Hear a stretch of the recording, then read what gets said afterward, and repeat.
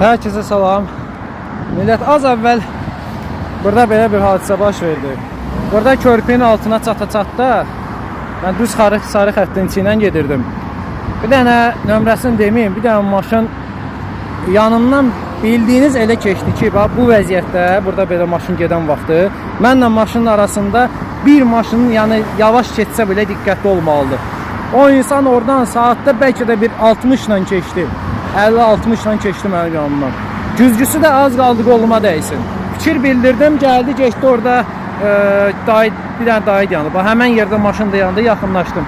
Fikrimi bildirirəm, mənə deyirsən, burada getməlidirsən, sən nə harada getməlisən, nə eləməlisən falan filan. Dil ötürdü də, yəni özündən xəbəri yox idi bu insanın.